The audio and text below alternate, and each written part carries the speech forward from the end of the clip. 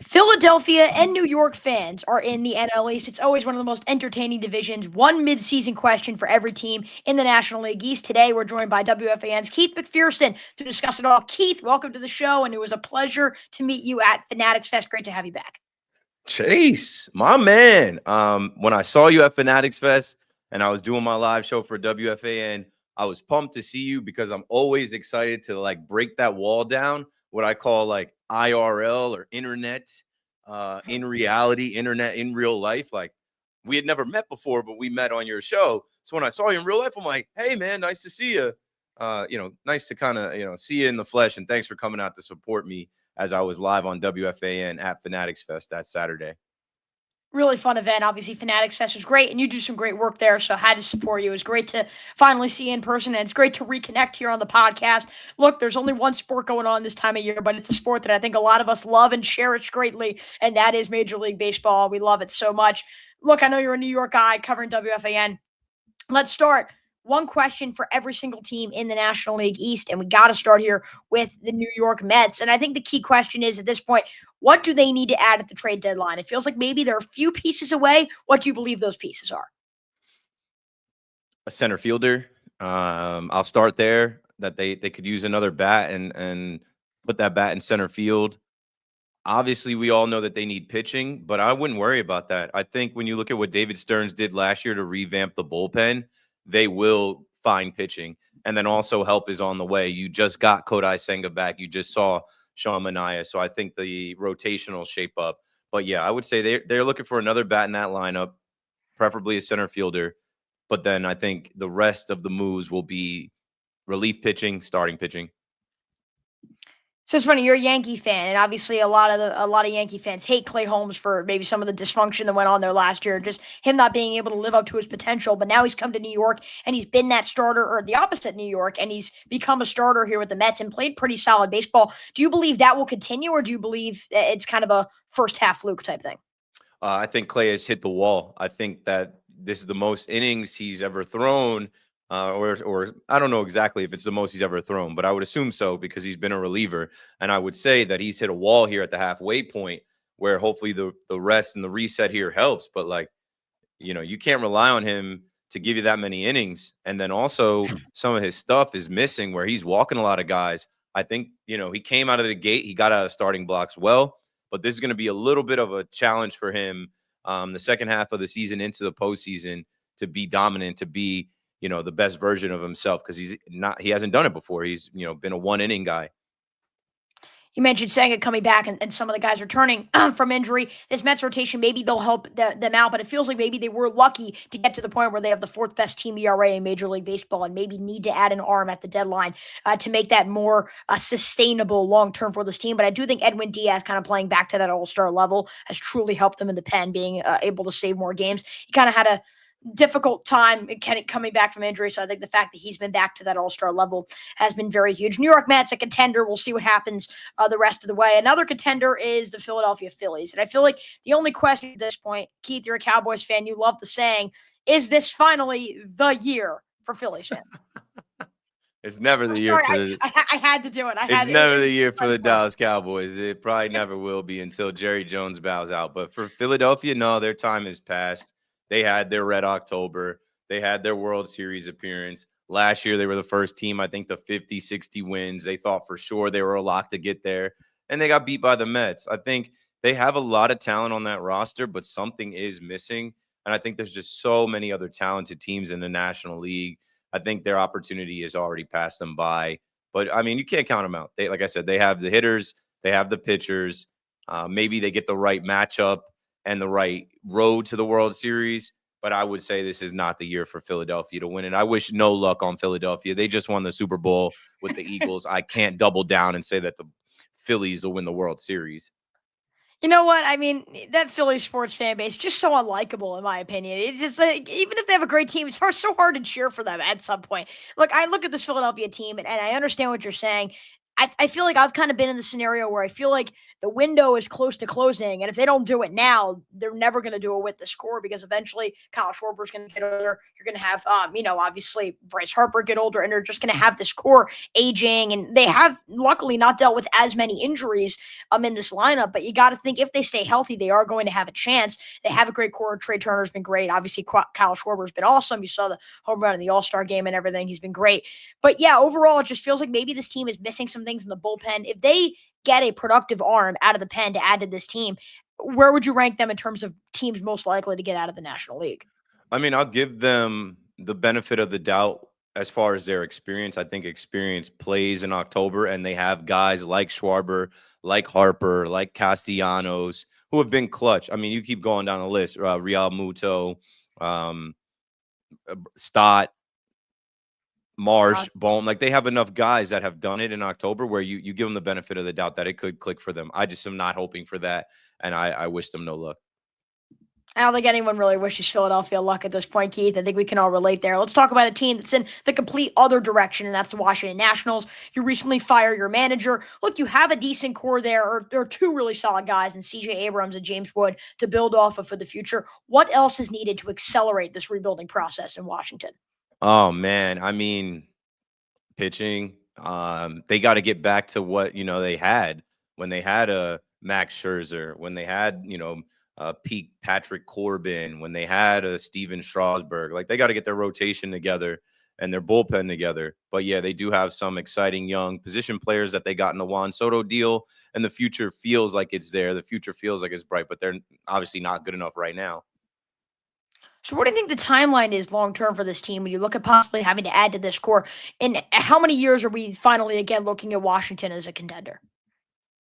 4 or 5 years, because in the Really? next 2 to 3 years, they have to deal with the Mets. They have to deal with the Phillies in their own division. The Braves, like I know the Braves are having a down year this year, but like that doesn't mean they won't be back next year. I would say 4 to 5 years until their guys mature a little bit more and they're able to spend the money and bring up some pitching and really figure out that rotation and bullpen. Juan Soto was dealt, and they couldn't really make a future with Juan Soto. They kind of just wanted to hit the rebuild process, even though it was young. They just felt like maybe it was time to just move on. And I think with this Washington team, you again, I feel like have that incredible outfielder, this young outfielder who's taken the league by storm, in James Wood. How important do you think it is that they make sure he's their guy long term because he's been unbelievable this year? Yeah, I think they're gonna learn. I mean, obviously, losing Bryce Harper, losing Juan Soto, losing Trey Turner, they've lost their fair share of guys that have gone on to make hundreds of millions of dollars. I think that they're gonna try and keep their guys. They got to keep their fan base, right? They got to keep those fans engaged. And I think just from some of the things I saw around the All-Star game with how they're promoting James Wood, his family, the fit he was wearing, they're really pumping him up like our guy. Yeah, I expect to see him in the nation's capital for years to come. Honestly, if there are going to be Washington fans who are skeptical, Baltimore Orioles fan right here, you guys can come over to Baltimore. We need as much help as we can get. And if you guys want to try out for a starting pitcher position, that would be fantastic. Because right now we're searching for arms. We're going right now to the concession stand to find a starting pitcher. So please, anyone, just come along for the ride because we need as many guys as we can get. Speak about a former contender underachieving. Oh my goodness, Atlanta. I mean, at first it's like, okay, Acuna's hurt. Acuna's been fantastic, and this team is still going nowhere. What happened? Yeah, they got out of the gate way too slow. They were so bad in the beginning of the year, even as they did turn it on like they did against the Mets. It's just too much to overcome. Injuries, Chris Sale going on the IL, Acuna starting the year on the IL, Spencer Strider. Like, if you don't have your main guys, it's tough to survive. Jerickson Profar suspension. They had to rely on Alex Verdugo. There's only so far a couple guys can get you. You need your full complement of guys on that team to go to battle with, and they took too many losses in the first month of the season. So do you believe there's no hope at this point? Because the NL wildcard race is so tight. I mean, being 9.5 out at this point, are you sellers at the deadline, or what do you do? Because it feels like you're in a contending position, but you're just not there this year. Yeah, I don't know. I think they're the Atlanta Braves. They just hosted the All-Star game. They have a tradition of winning. They're not going to sell. They're going to, fight, but they should sell. I remember when Chris Sale almost through the complete game, and they took him out with 1 out to get, and he was at 116 pitches. Brian Snicker remarked that, "Oh, we're going to need every one of those bullets in that arm to get where we're trying to get this year." And I'm like, "Where are you trying to get? Like, you're not going anywhere. Like, what are you talking about?" And I'm like, "Oh, they think that they're going to actually be able to make a run at this thing." But obviously, the last couple of weeks since I said like that Met series, they've come back down to earth. They should be sellers. They should sell off. I don't expect them in a tight national league to be able to make the wild card this year.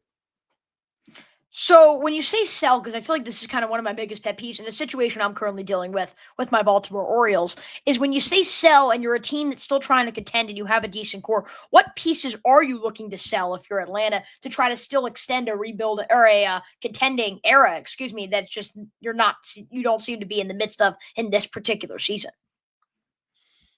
Austin Riley. They should be trying to sell Chris Sale, but I don't know if they're going to do that.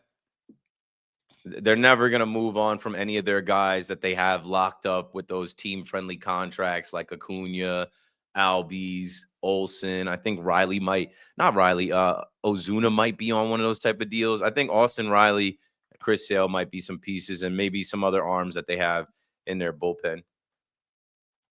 One more team here in the NL East to talk about. It's the Miami Marlins. Do they have their future core, you think, already in place to accelerate this rebuilding process and kind of shock the world by storm in the next few years? They're not as bummy as they've been. They're not as trash as they've been in past years. They have some decent players, but I think they still have a ways to go. And look for them to be sellers and look for them to sell off pieces at this trade deadline. It's the Miami Marlins, man. I don't know. I can't tell you anything about where they're going to be and predict where they're going to be. We saw Kyle Stowers in the All-Star game and their lone representative last night. I don't know. I just think that they're in a spot in Miami where their ballpark does not bring in a lot of people because you got to drive out there. They don't have much of a fan base because they've been terrible for so long. I don't know what their vision is. Go ahead and send Sandy Alcantara to anybody. I don't know where their direction is or how long it's going to take them to even kind of compete.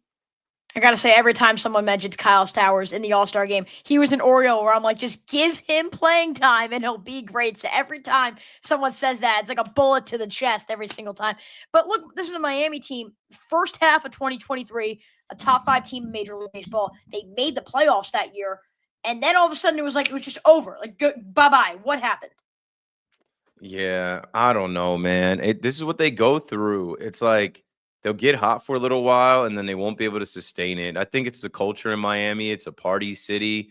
I think it's the fact that, like I said, they don't have that core fan base driving them, keeping them accountable, showing up to games. Like you go to your ballpark and you play in front of 3,000-4,000 people. It's just not the vibe down there. They don't have the culture down there. They're not an old like they're not an old traditional team like the Yankees or the Cubs or the Red Sox. Like, I don't know, man. They're spinning their gears down there. They're spinning their tires down there.